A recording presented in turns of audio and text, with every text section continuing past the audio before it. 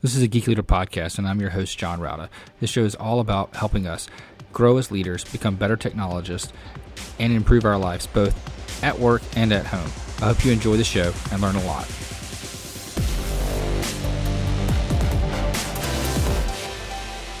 Welcome to a Geek Leader podcast. I'm your host, John Rauda. And if you could, please do me a favor and take a moment and leave a rating and review in whatever podcast player you're listening to this on, whether it's Apple Podcasts, Spotify, iHeartRadio, doesn't matter. I would greatly appreciate it. And that feedback really helps get other listeners to the show. Also, if you're not subscribed, go ahead and subscribe so you don't miss an episode. And if you feel so inclined, you can go to geekleader.com/tip and donate to the show. Thanks so much. All right, Geek Leaders, today I'm honored to have Marissa McCourry on the show. She's an executive coach, leadership development expert who helps people like me and you guys become better leaders. And she's also the owner of a firm called mFluence, which we'll be talking about today, and how they help leaders get to that breakthrough moments and understand how they can better serve their employees. Anyway, with all that being said, Marissa, welcome to the show. Thank you. I appreciate you having me here. If you don't mind, just tell the audience a little bit about how you got into leadership development and coaching, and how you got to where you are in your career. Just to lay some context. Sure. I'll try to make it quick here. So I'm a former corporate person, and I run my own shop now. I have my own firm, but I came out of corporate America, global corporate enterprises, and I was specifically in the HR realm there. And what I did there was develop leaders. So I was in leadership and executive development of corporate leaders of all levels. So first-time leaders, leader of functions, leader of business, all the way up to sometimes the C-suite. And so I have kind of three different lenses that I worked in leadership development through. In my career, I started in the academic space. I was not a professor or an academician, but I worked with professors to help them package up their knowledge and content for executive learning courses, executive learning programs. So in a couple of different universities, one of them was Thunderbird School of Global Management. Another one was University of Arizona. And I worked in executive education in both of those areas, mostly helping professors do like experiential learning. Like, how do you make the course really practical, really land, not just academic, not just case study, but really impactful and career changing for the executives who would be going through it. So that's one lens, is sort of looking at leadership development in a mixed side. Then I was an external consultant. I worked for a company that did a lot of simulation-based learning, leadership learning through simulations. And that was a Swiss-based company and, Swedish-based company. And we worked with companies all over the US and globally, again, at all different leadership levels. And then the third lens is from the internal side. So I worked at both Vanguard, which is an asset management investment company, and Visa meaning like the card that you have in your wallet. And I did global enterprise-wide leadership development for them. Again, for leaders of all shapes and sizes. So those three different lenses, academic, external, and internal, are the ways that I've viewed how leaders develop from an adult learning standpoint, and really, from when the rubber meets the road, what really works in organizational space. So how did you transition from that corporate world into running your own firm? Well, I've had my own leadership development and coaching firm for about 10 years, and I always had it kind of on the side. So I ran it through the compliance teams. It's an outside business activity. I filled out my OBA forms for some of these firms, and they said, yes, you can continue to do this. And so last year, I decided to leave the corporate space and really kind of bet on myself and develop this as more of a full-time effort than it has been in the past. And the reason that it's exciting to take that leap is because I've experienced really world-class leadership development. I've experienced that myself. I've also helped create it for other people. and provide coaching. Either I've done that myself within these corporations, or I've hired really excellent external firms to provide group coaching and executive coaching. And so I see what some of the biggest and best firms do for their senior talent, for their key talent, for their high potential talent. But small and mid-sized firms can't necessarily always afford to do that. And so by having my own company, my own firm, I can bring some of that same quality of developmental activities. I can bring that to smaller and more mid-sized firms. So it's really fun work. Yeah. So when you're doing this, like, what does engagement typically look like? Is it like a one session, or is it like an ongoing coaching type experience where you're going repeatedly, or what do most, let's say, mid career leaders need to really like establish themselves and get into management and leadership? Yeah. Well, it's a good question. And the short answer is it's not a one and done. The short answer is it's not a one time um, Mhm. course per se or engagement. And I would say the question that we might tackle prior to explaining kind of the actual logistics of it is kind of the philosophy of coaching. I think a lot of people think they know what coaching is. Mhm. Everyone's had a coach at some point in their lives, right? Like what kind of coaches did you have in your early years? Oh, let's see. We had basketball, lacrosse, baseball. Yeah, lots of them. Right. And I would guess some of those coaches were good and some of those coaches were rough or not so good or didn't leave such a great impression, right? Yeah. And what was sort of a defining characteristic about some of those coaches for you? I like the coaches that cared the most and seemed to like listen and hear you.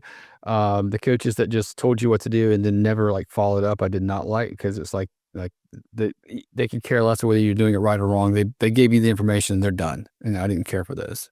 Yeah. So, So the interesting thing about the word coach is that we all have a connotation of what mhm, coach. We all have some sort of a past interaction with somebody who called themselves a coach. mhm. And the truth is anybody can call themselves a coach, right? Like your basketball coach may or may not have even had any basketball experience. That's true. And that's the same in professional coaching, honestly. There's so many different types of coaching. There's life coaches, there's business coaches, there's parenting coaches, there's joy coaches, there's yoga coaches, there's menopause coaches. I mean, there's a coach of every flavor. And it's an unregulated industry, and anyone can call themselves a coach. And that means that it's a bit of the Wild West in that you have some that are good and some that aren't. You have some that teach and tell and some that support. You have some that um, sort of know what they're doing and others that are fly by the seat, right? And so I am a certified coach. I'm certified by the International Coaching Federation, the ICF. And it separates the wheat from the chaff a little bit. It means that we've gone through, those of us who are ICF coaches, we've gone through a tremendous amount of training and coaching and supervision. We have had supervised coaching sessions. And there's a whole philosophy that an ICF coach adheres to. And the principle is that an ICF coach does not teach or tell. So we do not advise, we do not suggest, we do not tell you, we do not say, well, if I were in your shoes, here's how I do. Mhm. Oh, I really wouldn't do that if I were you. I think go down that way. Don't take that path.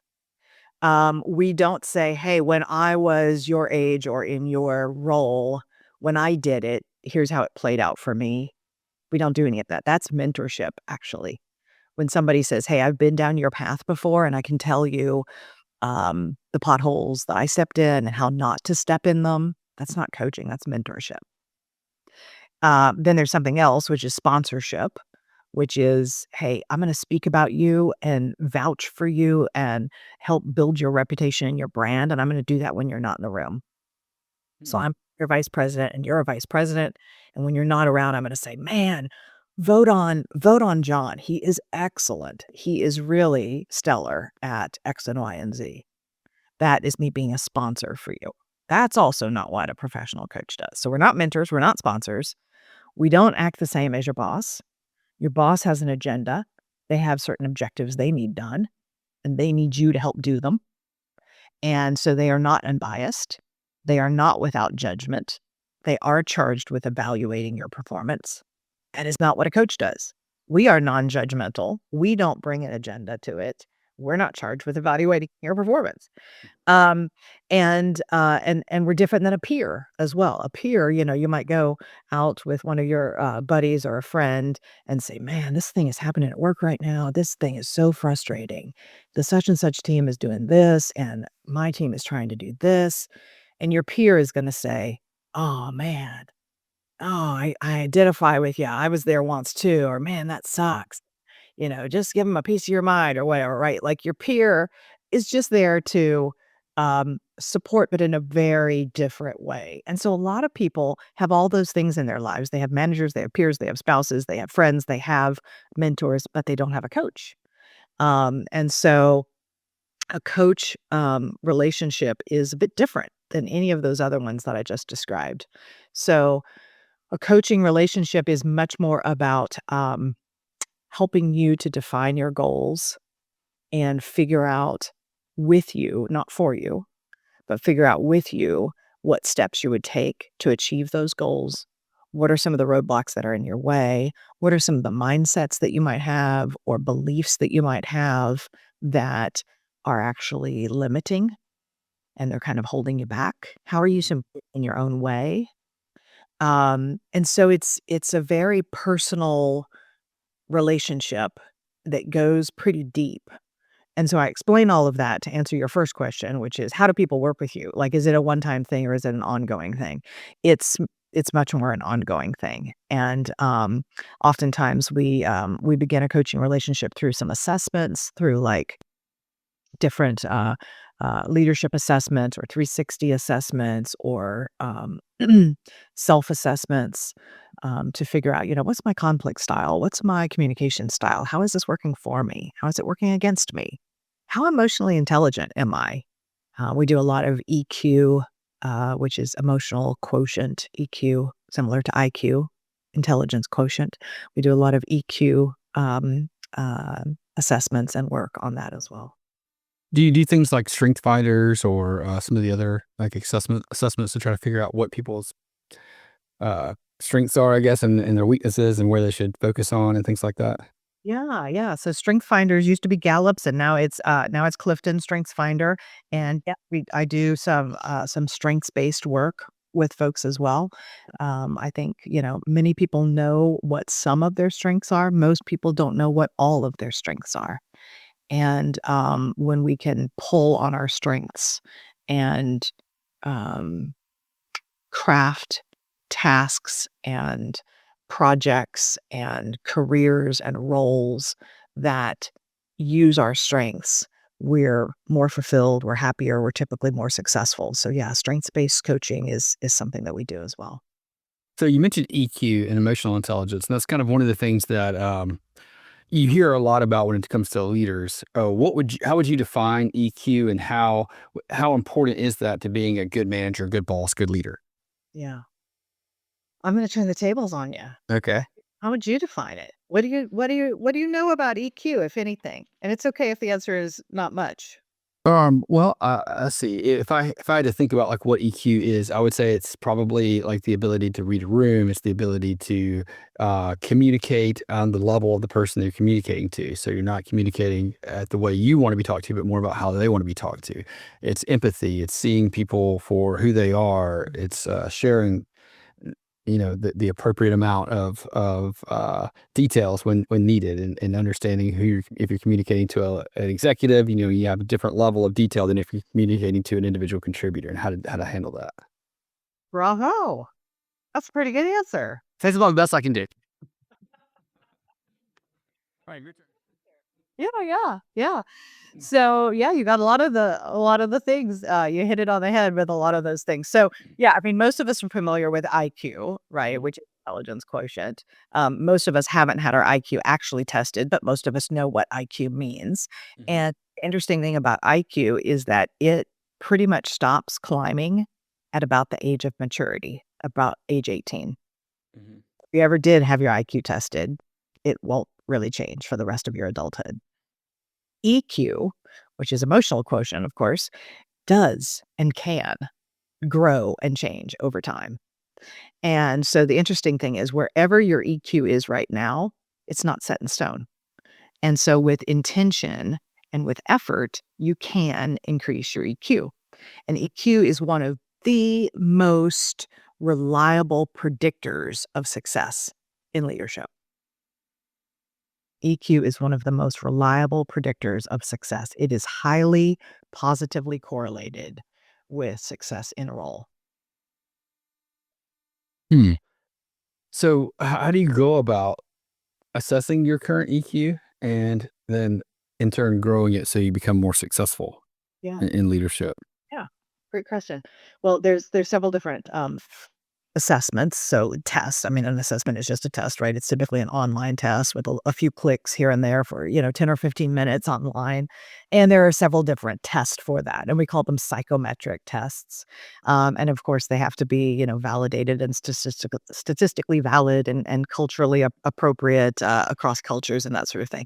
The test that I use in my firm is called the EQI 2.0. And it's a test that it's a self-assessment, about 15 minutes online, and it runs through 5 different aspects of EQ. And then we unpack that into 15 different subscales. So each of the 5 aspects has 3 subscales underneath it, which equates to 15 things. So you got a lot of them on the head. I'll go through what those 5 are just for the benefit of our listeners if they're interested. But one of them is self-perception. It's really kind of internal, right? How do you perceive yourself? And the subscales that go with that are self-regard, which is essentially self-esteem.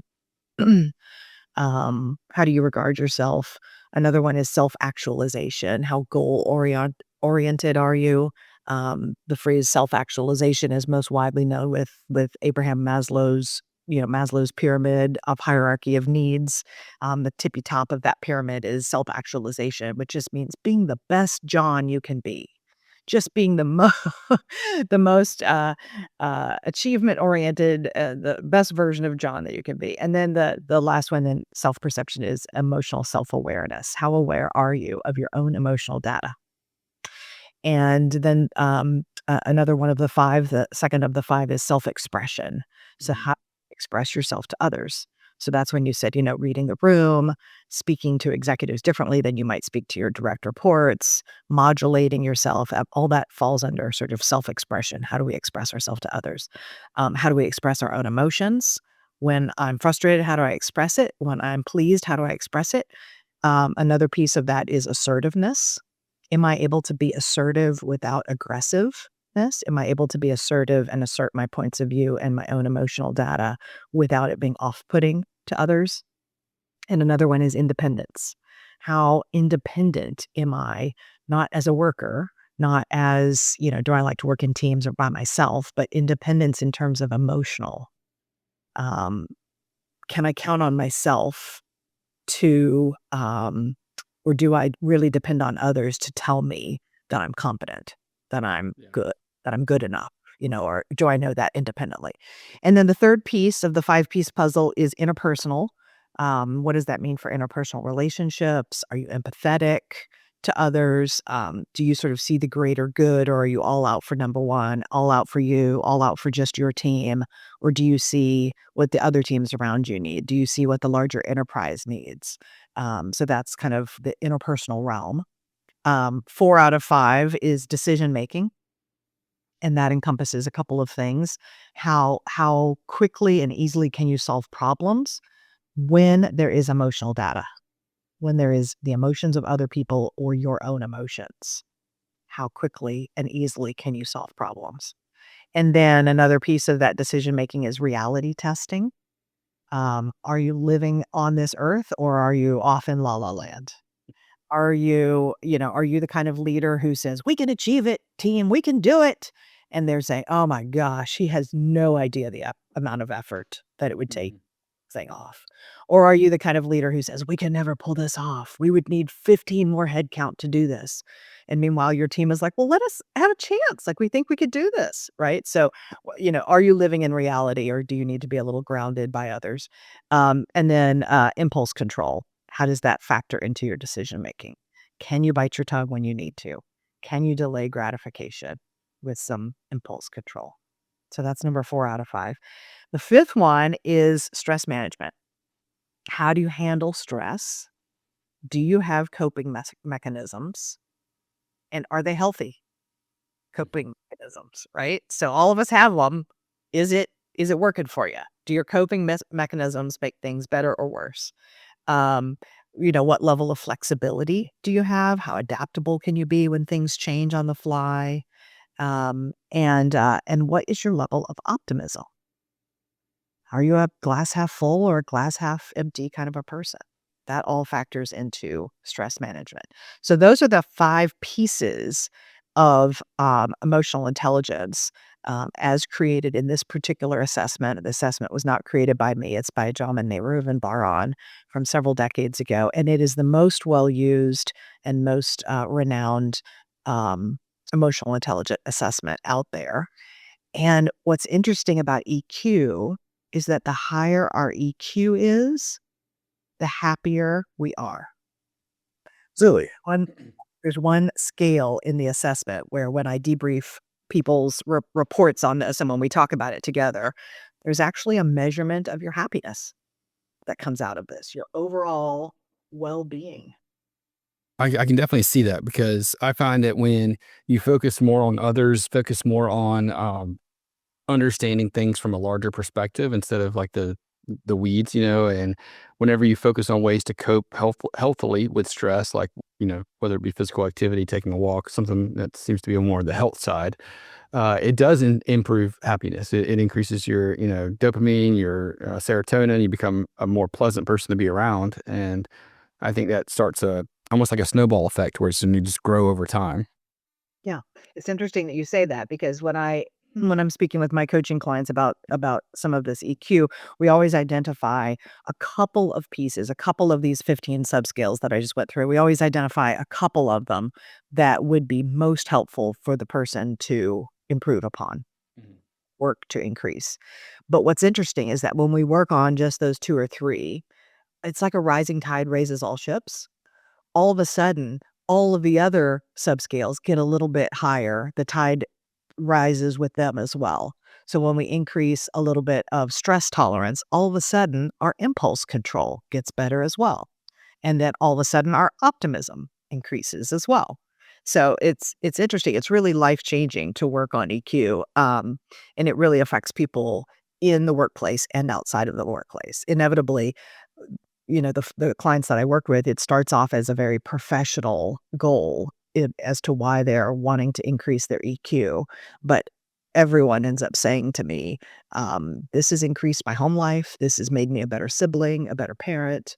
So it's really, the rising tide does lift all. Yeah, I agree 100%. When I think back to like different things that I've done to try to improve different aspects of leadership or emotional intelligence, even I can go back to a long time ago. We took, my wife and I took a parenting, we were in a small group and we did like a parenting small group class, and it was about, I forget the name of it now, but part of it was just how to communicate better to your children, how to be more empathetic with them and things like that.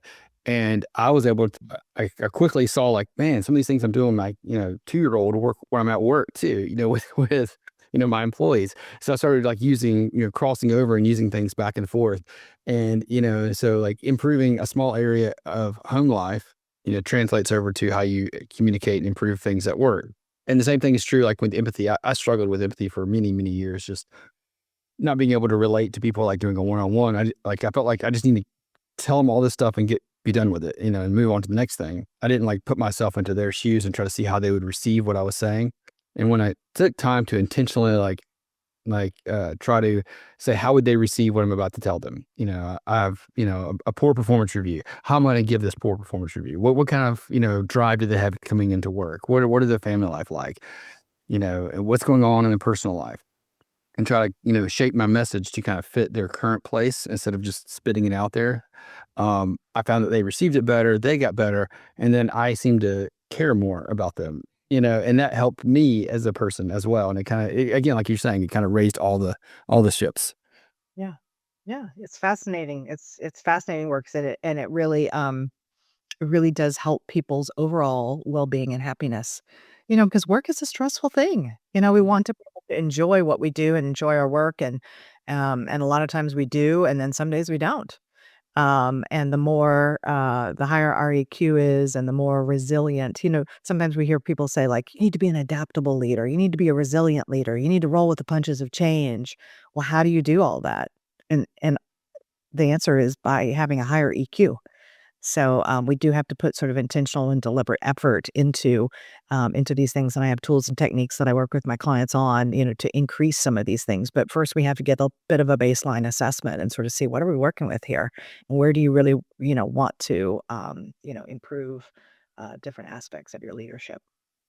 Are most people, I don't mean this like in a negative way, like they're dishonest, but are most people honest with their own results, or are they not capable of seeing themselves? You know what I mean? Like, they have a different, if you don't have good self-awareness, how are you going to be able to respond honestly to an assessment about how you treat others, Yeah, that's a great question. That's a great question. So, in the field of social science and psychology, there are a lot of self-assessments out there.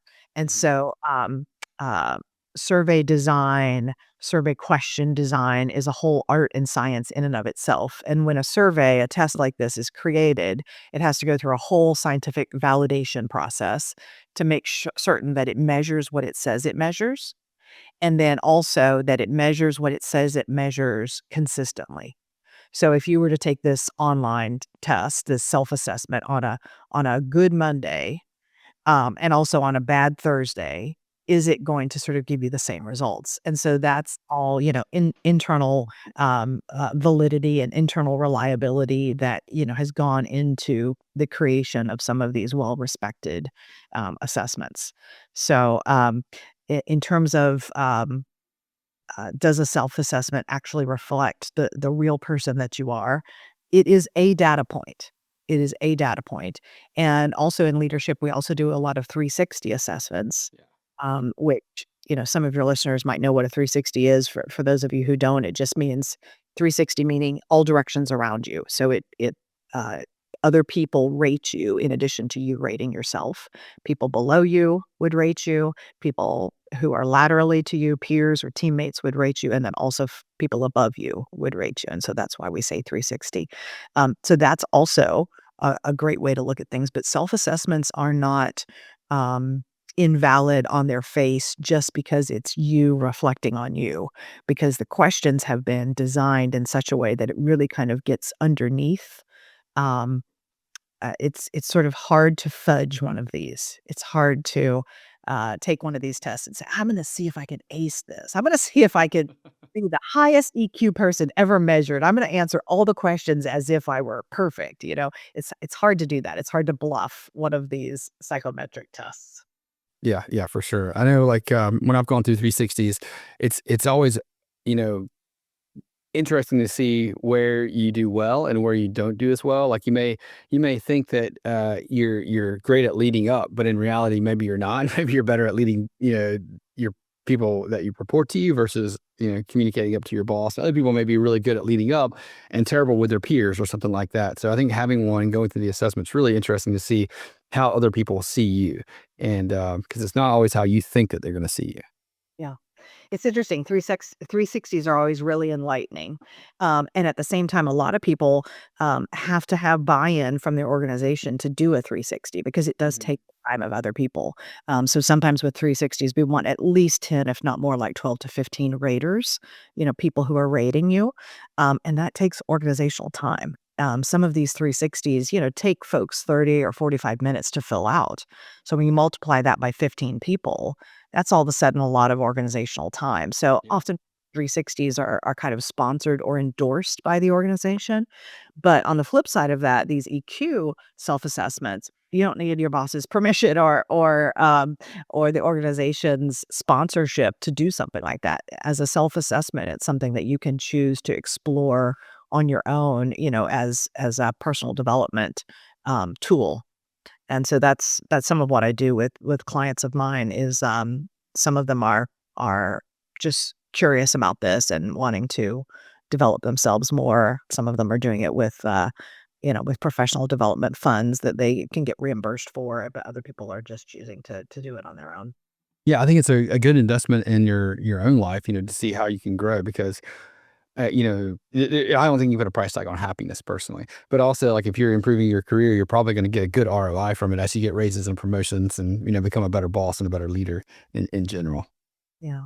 I mean, it's some of the best investment you can make is in yourself, personal development and self-awareness. That's as you said, hard to measure because it's priceless.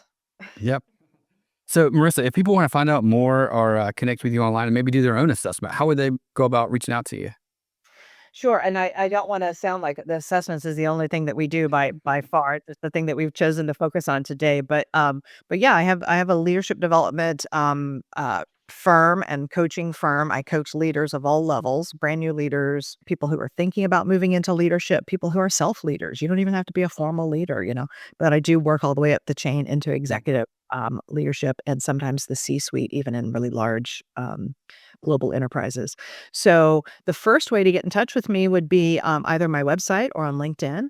I think I'm the only Marissa McCourry out there in the world, but I have a lot of double letters in my name. So, but then on LinkedIn, I'm Marissa McCourry. My firm name is, as you said earlier, it's mFluence, not IN, but the letter M, mFluence. And so my website is not so easy to rattle off the tongue, to be frank, but it's ICF, which stands for International Coaching Federation, which is what we talked about earlier. It's ICF-coaching.org/mFluence, FLUENCE, and then another slash. That just rolls right off the tongue, doesn't it? I'll link that in the show notes too at geekleader.com so people can go there and click through along with your LinkedIn so people can maybe connect with you there as well. Marissa, thanks so much for coming on the show. I really appreciate having you on. Thank you. I always offer a free consultation, sort of 30 minutes to kind of discuss, like, why is this of interest to you and what are you wanting to explore and what questions do you have about coaching? So that's always a free offer that I and I'll offer that to your listeners as well, and especially if they send me a note that they saw me on your podcast, I'll give them a special gift from the EQ library. All right. I'll put that in the show notes too so people can go through and do that. Thanks so much, Marissa. Thanks so much, John. Thanks for having me. Hope you enjoyed the show. Please go to geekleader.com to learn more about what this guest is up to, click on their links, and connect with them online. I would also greatly appreciate it if you could leave me a rating and review in Apple Podcasts or wherever you listen to the show. Make sure you've subscribed if you haven't already. And if you feel so inclined, you can leave me a tip by going to geekleader.com/tip.